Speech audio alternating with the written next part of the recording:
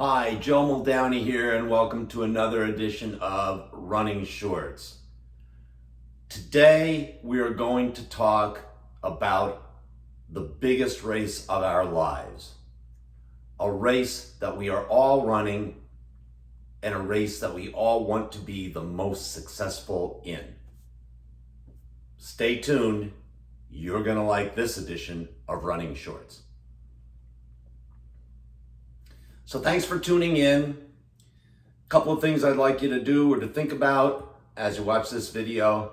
Number one, if you could hit that like button to show that you like the video.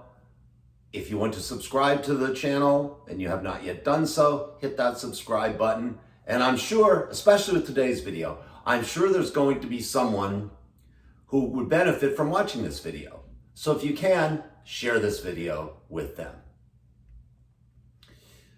So as you know, on the edition of Running Shorts that we try to do every week, I try to make you a better runner based on my experience and my experience in both racing and in training as well as coaching.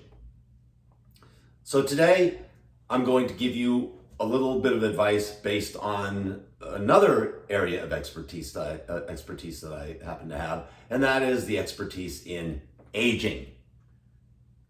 The biggest race that we will ever run, a race that scares us, a race that makes us apprehensive, a race that sometimes we think we're fighting a losing battle against, but it does not have to be that way.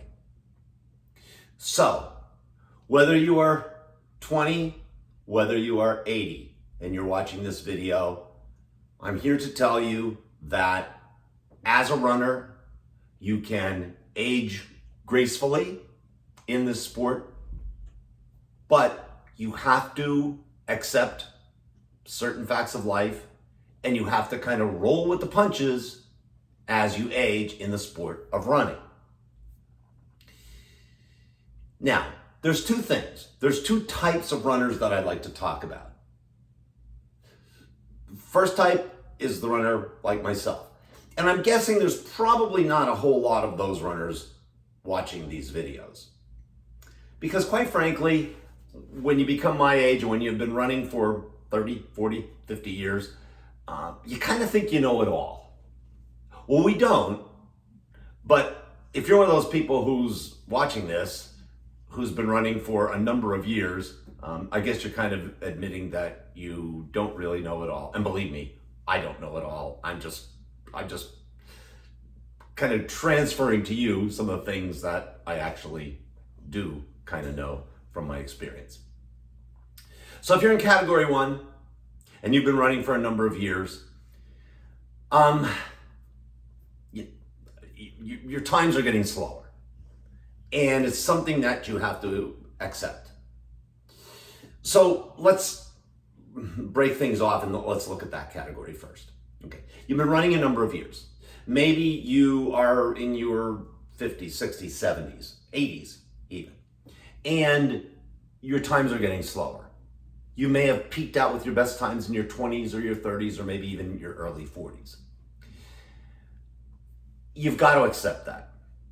And accept the fact that you want to do your gradation basically within your age group now. Try to run well against others in your age group. Don't worry about what you ran in your glory days. Believe me, it's a tough thing for me to say, but it's something that you have to accept. That's number one. Your times are going to get slower. You can brag about the times that you ran in the old days, but now you've got to accept where you are now. And maybe you're like me. Because you're not really satisfied with the times you're running these days, maybe you choose not to race anymore. I'm pretty much retired from racing, but I like to get out there and run the limited amount that I'm able to run with with an artificial knee and all that. So just do what you maybe did not really do back in the glory days when you were really, really very intense about your training. just get out there and enjoy it. Enjoy those beautiful days. Enjoy just every day of life that we have. And there's that different perspective that we get by being a runner. So do that. That's category 1. Category 2 of aging runners are people who picked up running later in life. And let me tell you something. I have 2 examples for you. Look up, Google Jeannie Rice. Oh my word.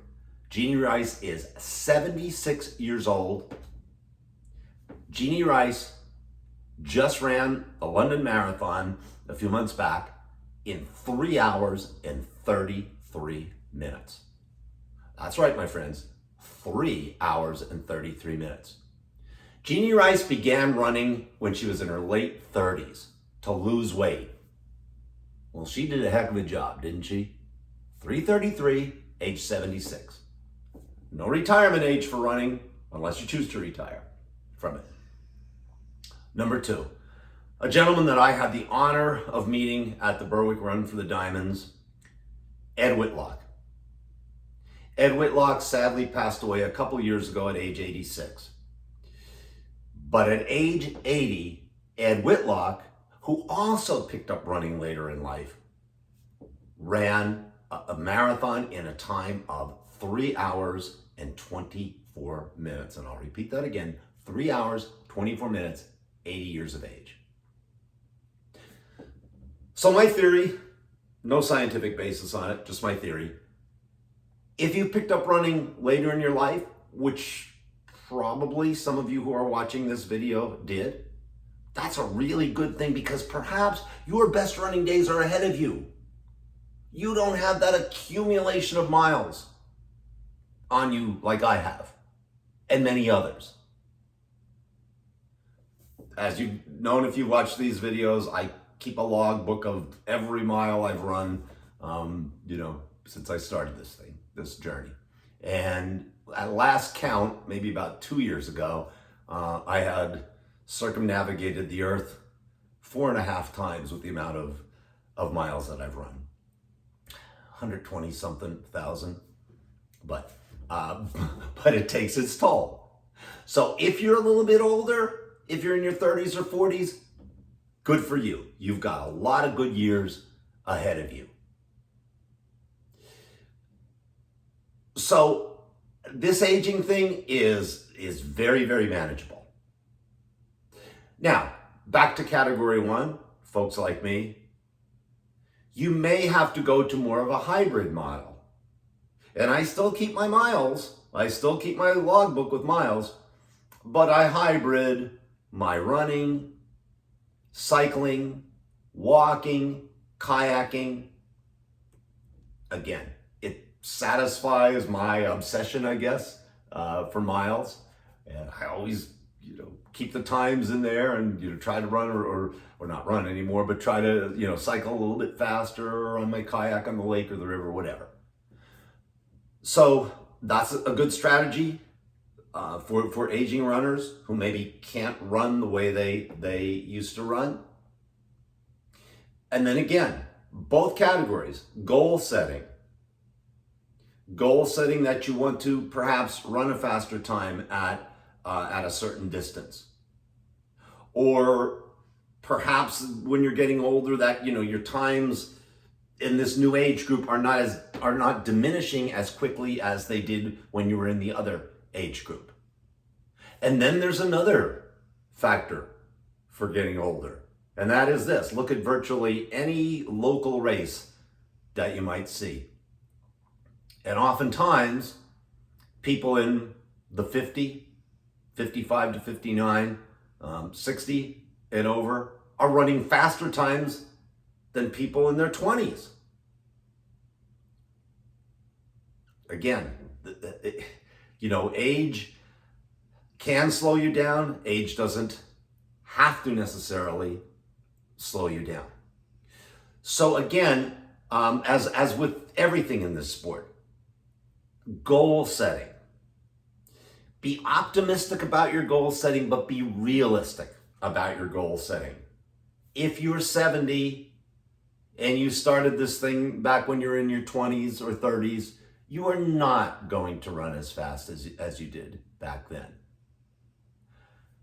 And for those of you, the age group that maybe you're going from, 30, you're hitting that big 4-0. Again, realize that, you hit those milestones, those age milestones, those zeros on the end. That may affect your time. But again, you're going into it's the great thing about running races. You're going into these other age groups. And everybody's going through the same thing. So it's not something that you have to fret over. You just have to look at those past race results and say, okay, I can do this. I can maybe win an award in that age group now. So, in conclusion, do not be afraid of Father Time. Embrace Father Time. And do the best you can with it. The old saying that I read many, many years ago is, we can't do anything about getting older, but it sure is better than the alternative.